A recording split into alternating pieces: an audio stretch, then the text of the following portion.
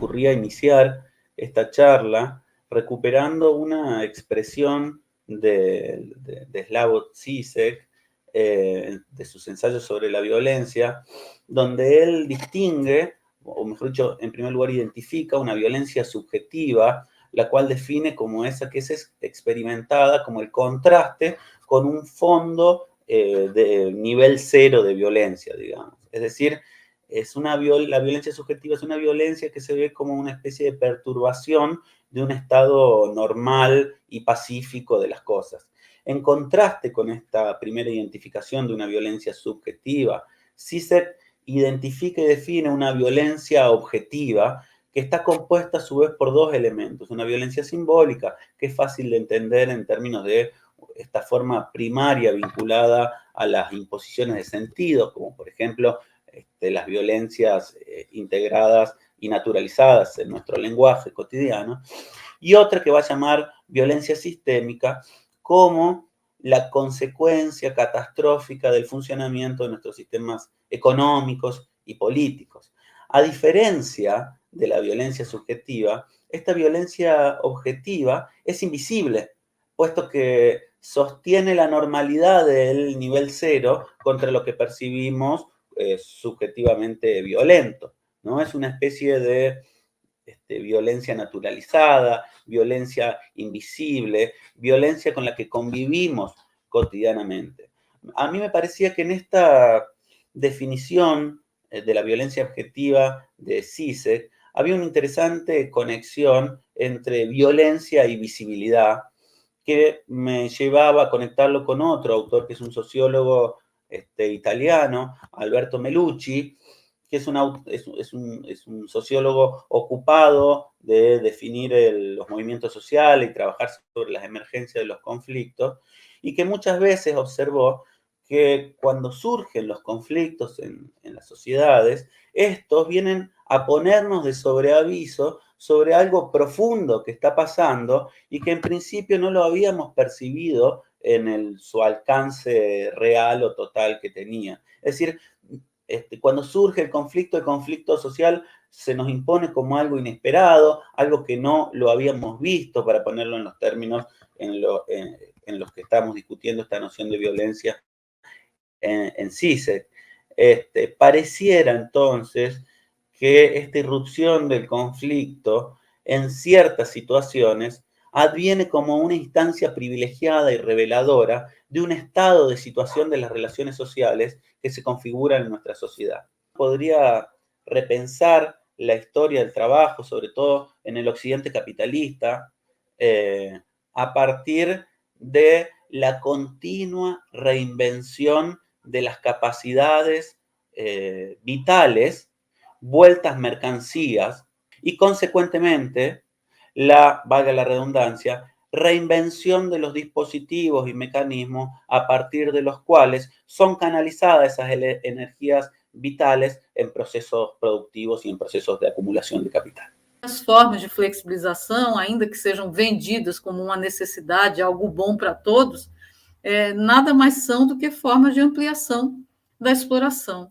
O assédio, as violências no trabalho, os processos de adoecimento, no meu entendimento, e é um pouco essa questão que eu queria reforçar aqui, eles precisam ser entendidos nesse marco, ou seja, nesse contexto, né?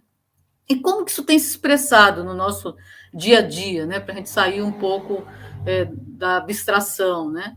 Com o fim progressivo dos tempos de repouso, né? A gente cada vez mais tem cortes nas nossas possibilidades de repousar, né?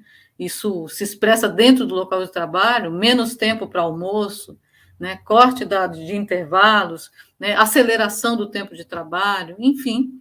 Uma transferência, algo que muitas vezes passa desapercebido pela maioria das pessoas, com a transferência progressiva de atividades que eram feitas por trabalhadores remunerados no período anterior para consumidores, ou seja, até mesmo quando a gente atua como consumidor, a gente está trabalhando para alguma empresa e sem remuneração, né? Quando eu entro no meu, no aplicativo do banco e faço transações de depósito, pagamento, etc., que é quase uma imposição, né? Uma série de operações você já nem consegue fazer mais na agência diretamente, estou dando exemplo do banco, mas a gente pode usar N outros exemplos, né?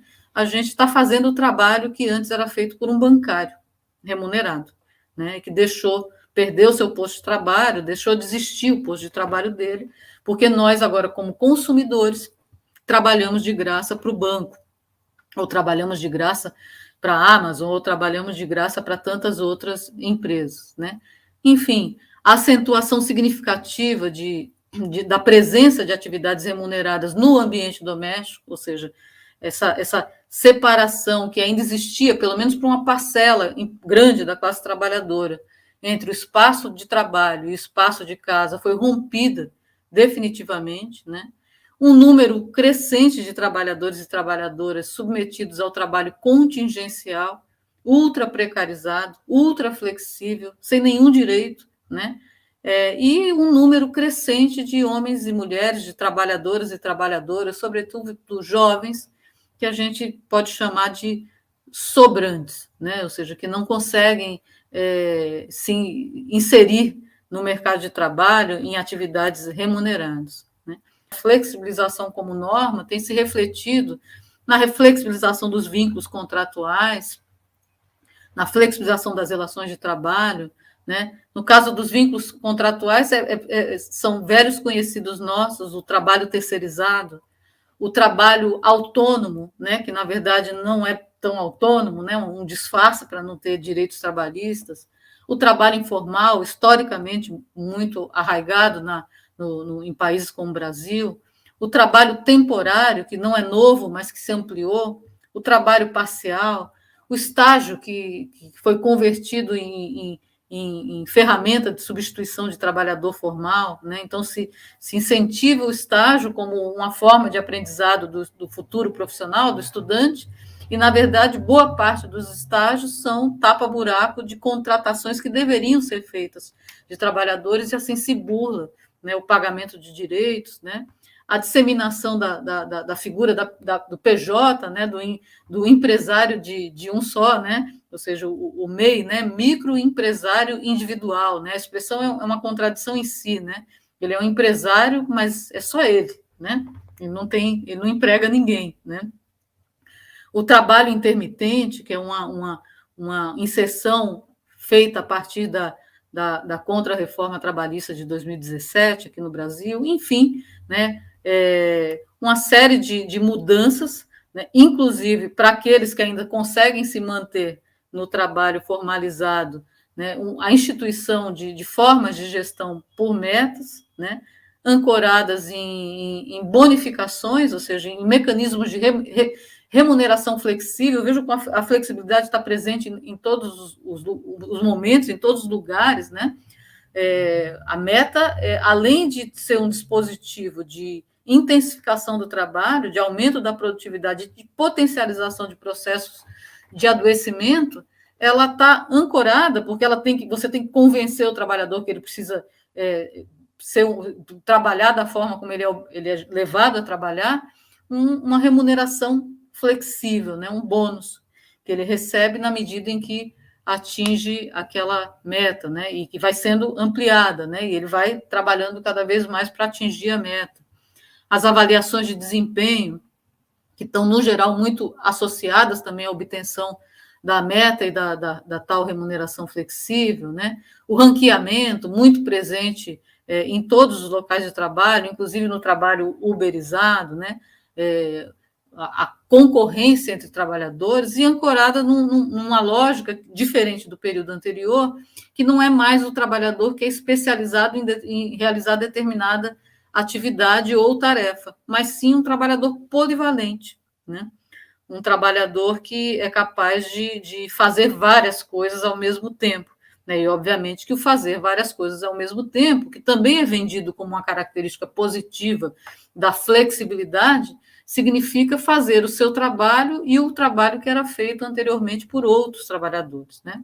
A multifuncionalidade, ter várias funções e poder executá-las ao mesmo tempo, o que tem gerado cada vez mais aumento de ritmo, de produtividade, de intensidade do trabalho, diminuição do tempo de repouso, diminuição do convívio familiar e do convívio social. Então, o presenteísmo cada vez mais forte nos locais de trabalho, a dificuldade que a gente tem de se desligar objetiva e subjetivamente do nosso trabalho, o sentimento de estar sob pressão permanentemente, a naturalização da competição e da descartabilidade do outro, o medo do desemprego, o alto grau de exposição, né?